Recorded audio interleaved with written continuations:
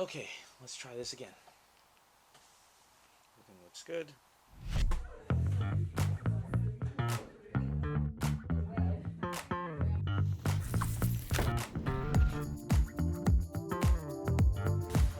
Hey guys, welcome back to the channel and to the first video of 2022.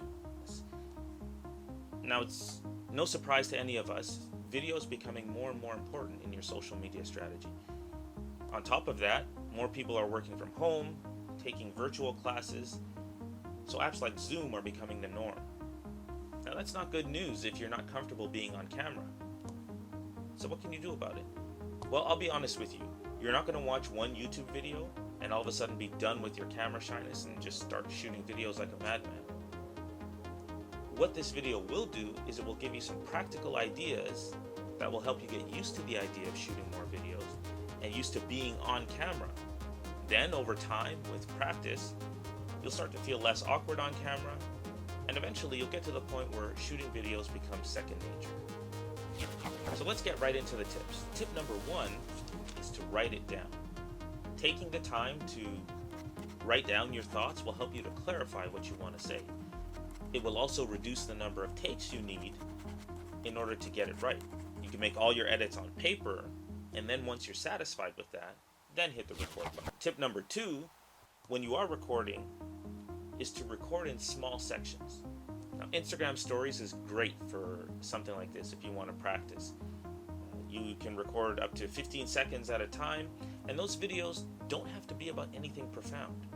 Something as simple as saying good morning and listing some of the tasks that you have planned for that day is enough.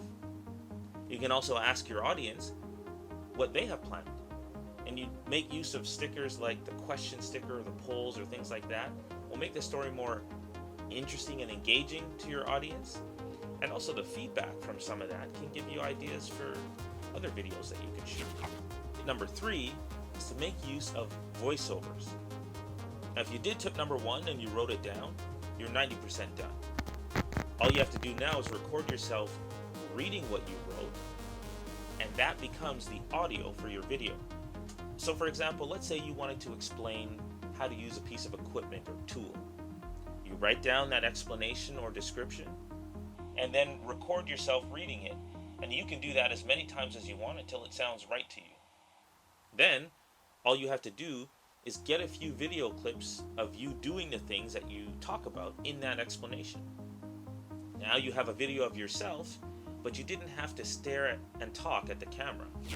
It's a win-win. Speaking of staring at the camera, that's our next tip for you, is to look at the lens of the camera.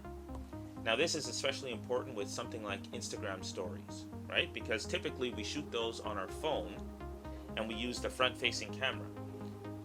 So if we're holding our phone or setting it up somewhere, we look at the screen to make sure that everything looks good and there's nothing distracting.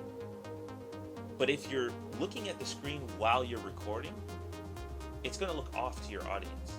Instead, you want to make sure you're looking directly at the lens on your camera. That way your audience gets the impression that you're looking at them, and the video is much more engaging. The final tip I have for you today is to pre-record your video.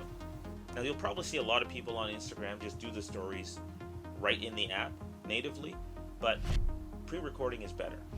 For one thing, you can set up the camera somewhere and you don't actually have to hold it the whole time. So if you're nervous about being on camera, then the idea of holding it might just make you even more nervous. You can also record it as many times as you need to so it sounds exactly how you want it before you upload it to Instagram. You can trim the video and cut out unwanted parts, like for instance your hand coming up to stop the recording. And you can also add text or graphics or anything to make the video a little bit more interesting.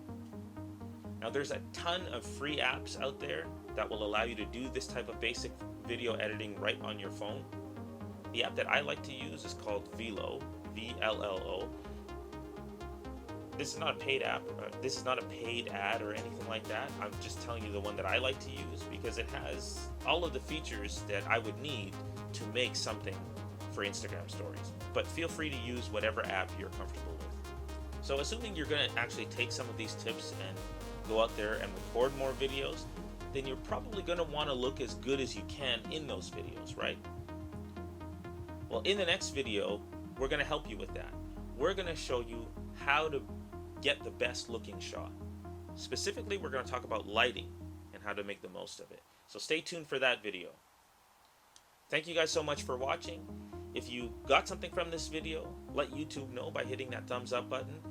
Feel free to share it with someone who might be struggling with the idea of shooting more videos. If you haven't already, don't forget to subscribe and turn on notifications so you don't miss future videos, including the second part to this video. Once again, thank you guys so much for watching, and we'll see you in the next one.